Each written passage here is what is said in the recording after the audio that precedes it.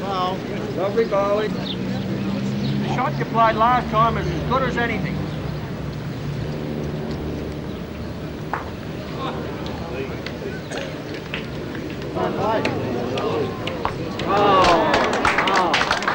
You play well under instructions. Lovely bowling.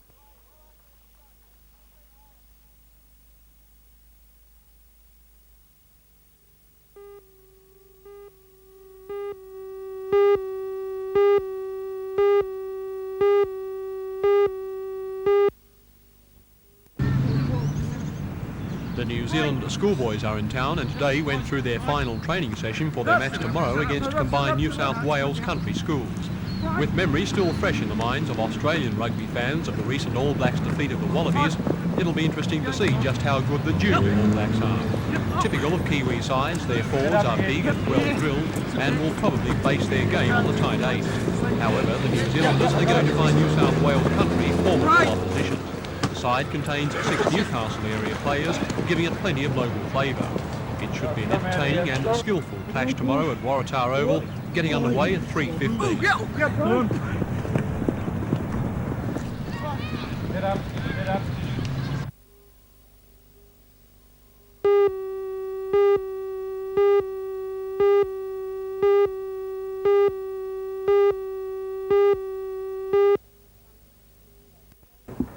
Last night's meeting gave unanimous support for the 15-storey hotel, which will be built next to the City Administration Centre.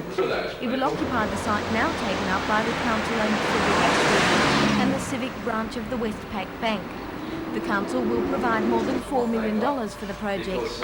Other partners are Sheraton Hotels and the Government Insurance Office. The hotel will have 250 rooms, public function areas, restaurants, bars, shops and banking facilities. Aldermen have applauded the project, which they say will be greatly beneficial to the city. The Executive Director of the Newcastle Master Builders Association, Mr Norm Steep, says he too will welcome the hotel, provided the building contract is awarded to a local firm. I hope that the City Council, in their wisdom, will give our local builders the opportunity to tender on the construction work of that project. The project itself will help to make up for what we have gone down on in the last 12 months. We've got builders in a position where there's very, very little work out to tender.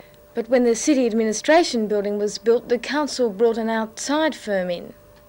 Yes, that was a bit of a tragedy. I remember the Federal Minister now for Transport, Peter Morris, was the only one who spoke up at the time to suggest that we should build locally, and the effects of the costs on that one is now history, but I think it doubled itself. I'd hate to see the same thing happen here. Thanks very much.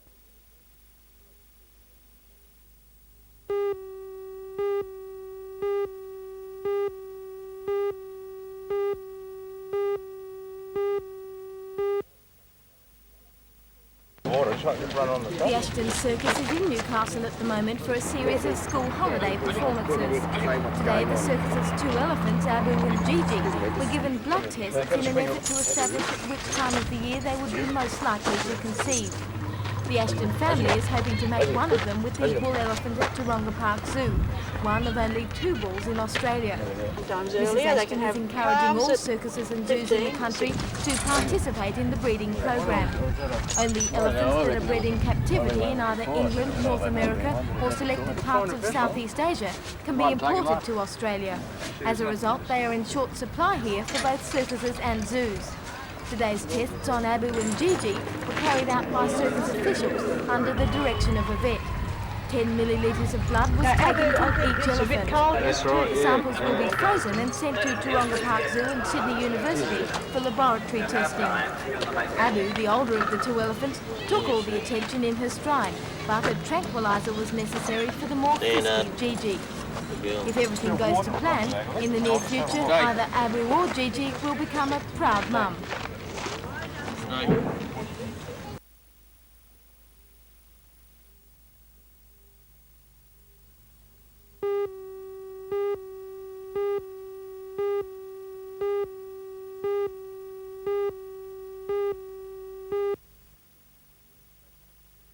Until now, most fatal accidents and those which might result in criminal charges have been investigated by detectives. Those detectives are then responsible for following the case through the courts. But in a bid to free the detectives for their normal duty of investigating general crime, an accident investigation squad has been established in Newcastle. Operating from a specially equipped vehicle, the squad will eventually be on 24-hour call to attend to accidents and serious charges. The present squad is staffed by 2 specially trained officers, but its strength will build up to 6 by the end of next month. As well as freeing detectives from accident investigation, all sorts of trouble with specialised squad the will be taking a closer look at call them all away from the factors middle which of might have caused an accident. call. Duties of the squad will be to look at the causative factor rather than to elicit some punitive action. Do you think that those causes do exist in some cases? Oh yes, undoubtedly. We've found in the past on a number of occasions that road factors, signposting has had a cause or has contributed to an accident. Yeah.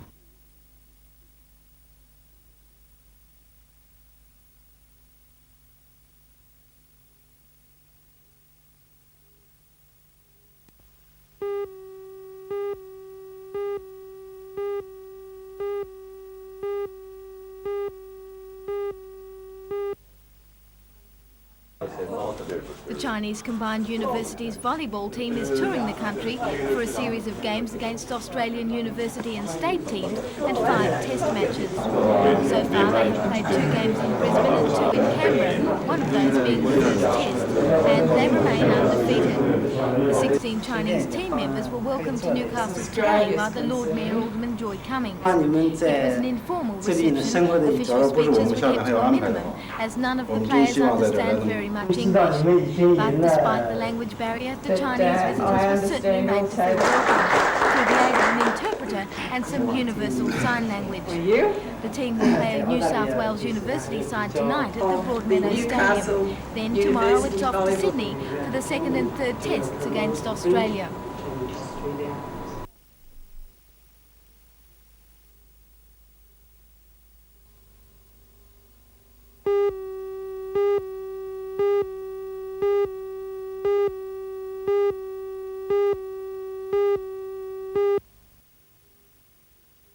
The murdered woman lived in a ground floor flat of this house in Wilson Street, Carrington. At 11:30 this morning, the woman's husband came home for lunch and found his wife's body. The couple's 2 children, girls aged 1.5 and 2.5, were in the house and were unharmed. The first police on the scene called in detectives, scientific and fingerprint experts. The first police thought the woman had been strangled, but later medical examination apparently revealed the cause of death as asphyxiation. A squad of detectives, headed by Detective Sergeant Kevin Parsons, continued their inquiries throughout the day. This evening, Sergeant Parsons said he was satisfied with the progress made. The murder victim's name has not been released.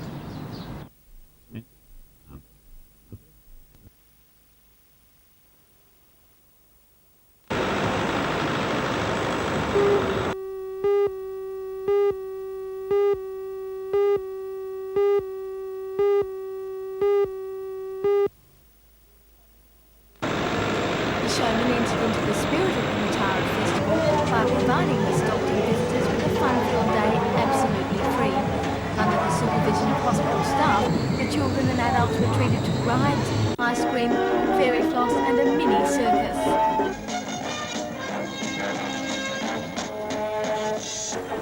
The Matara Festival has not included a carnival since 1977. The rides and sideshows used to operate in Sedding Park, which is now reserved for free activities. The carnival was brought back this year due to popular demand. Not far from the fair along the harbour, hundreds of children took part in today's Matara Funfish. All had one thing in mind, to catch the heaviest fish in their section and win themselves a fishing rod. The biggest fish of the day was actually caught by a junior. 11-year-old William Wright of Windale hooked a trevally weighing 1,850 grams. A 625-gram toadfish caught by David Maloney in Merriweather won him the prize in the 16 to 18-year-old section. And in the 12 to 15s, Ken Swaddling of Lemon Tree Passage came out best with a 750-gram flathead. 12-year-old Stephen Betts of Adamstown was awarded the prize for the most unusual catch. He hooked a rubber boot.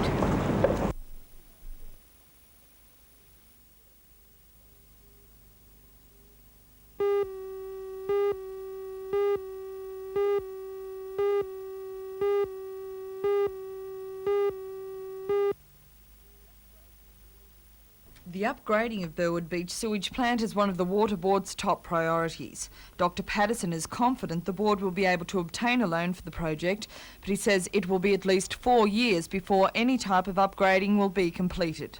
In the meantime, the board believes it's crucial that time is taken to weigh up all the options. Bottom line has to be the option of the cost of the orthodox solution, which is a deep ocean outfall, and nominally we're saying that's about 30 million at current prices. In fact, we think it could be a bit more than that.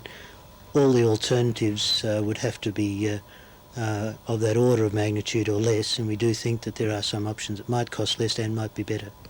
What might these be? Well, the way our thinking's gone is that for 15 years we've thought about the answer that most other coastal cities have adopted, that's an ocean outfall.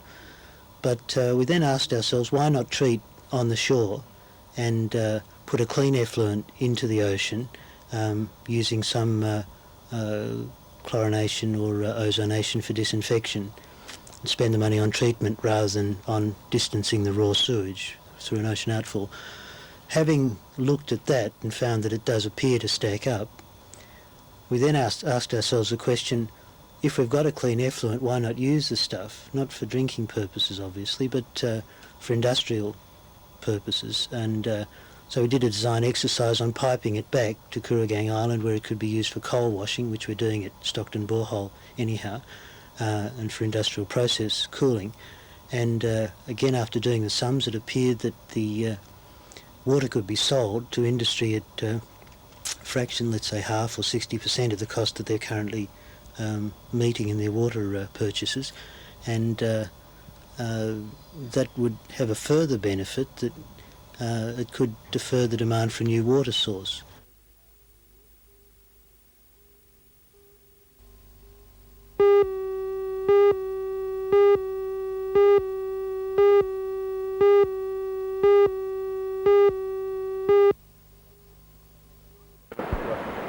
The controversial sewerage scheme involves an ocean outfall at this point at Nora Head.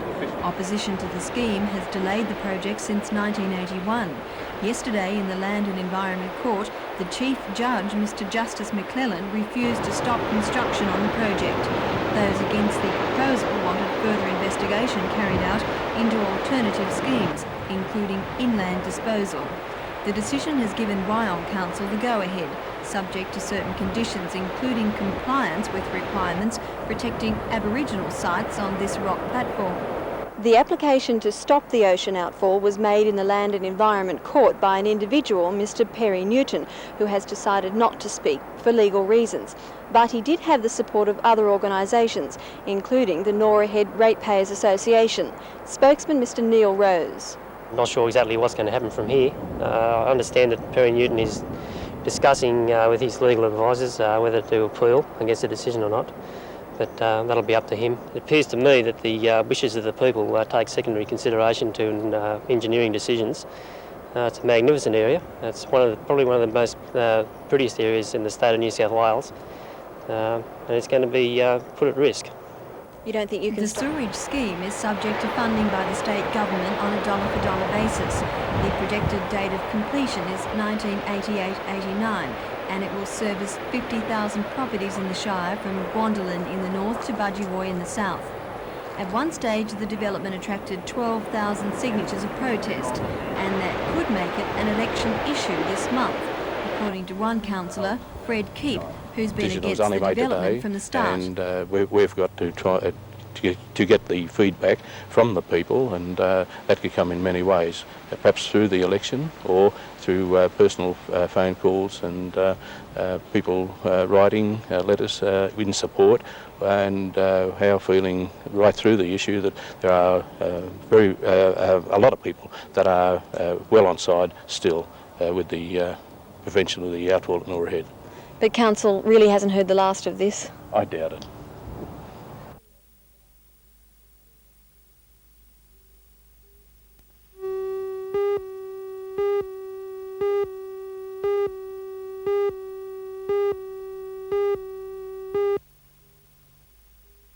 For most of the 160 exhibitors at the industrial exhibition, some increase in mining activity would be good news. because most have equipment of one kind or another to sell to mining companies.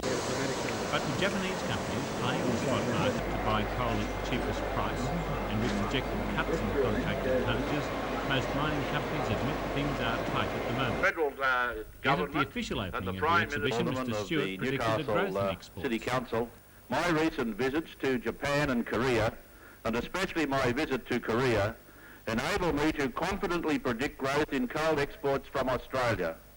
Mr Stewart went on to say that in Korea he had been greeted with compliments about the New South Wales coal industry, especially its reliability. When after the opening he inspected some of the machinery on display, I reminded him that just 12 months ago, Korean companies were highly critical of New South Wales' reliability as a coal supplier. The original statement, of course, occurred when there was the great bottleneck here at Newcastle port, when we had something like 50 ships standing offshore, and I think that would lead anybody, especially customers who depended upon the supply, to say something rather aggressively, and certainly that aggressiveness has now departed, and they spoke of great favouritism for New South Wales. And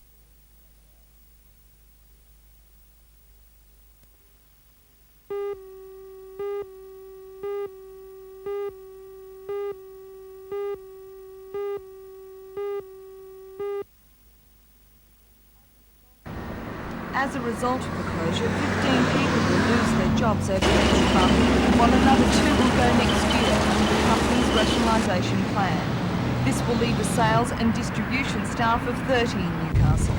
The company's managing director, Mr Frank Swan, told NBN from Melbourne yesterday that the step was regrettable.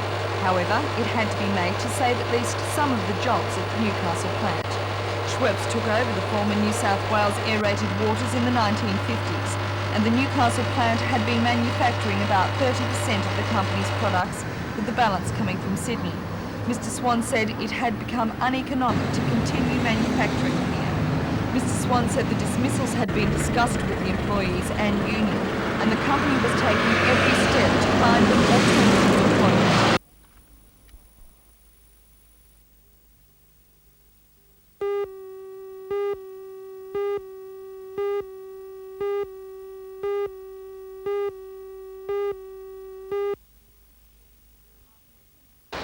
After 20 years of neglect, the old Tram substation has been restored and renovated to its former glory.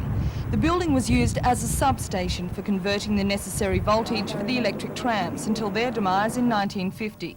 It was then passed over to the New South Wales Electricity Commission and was used as a staff control centre up until 1962. The Communication Credit Union decided to update the derelict building in 1982 and convert it into office space. The credit union, which had its former offices in the old store building, hopes to strata title the 3 unoccupied offices. The new-look premises were opened by the Lord Mayor, Alderman Joy Cummings, at a luncheon today. Chairman of the Communication Credit Union Board, Mr Lex McPherson, says it's vitally important to retain Newcastle's heritage. This was a building which had very exciting prospects because it was a national trust.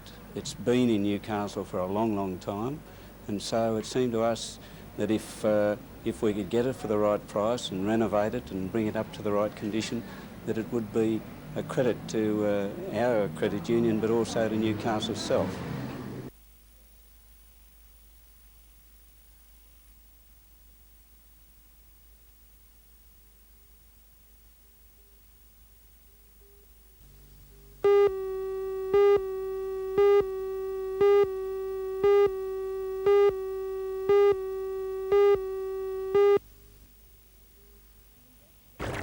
The investigation into the pollution problem in Lake Macquarie is being done at the request of the State Minister for Planning and Environment, Mr Eric Bedford. Submissions on the problem close next Saturday. State Pollution Control Commission spokesman Mr Bruce Gibbs says the salinity in weed problem is not new and has been building up over many years. The people that have come to us today are some of the older citizens of the area, and they have said that since the war they have noticed the gradual increase of siltation and changing weed growth patterns, particularly around Belmont and in the Cockle Creek area, this eastern side of the lake.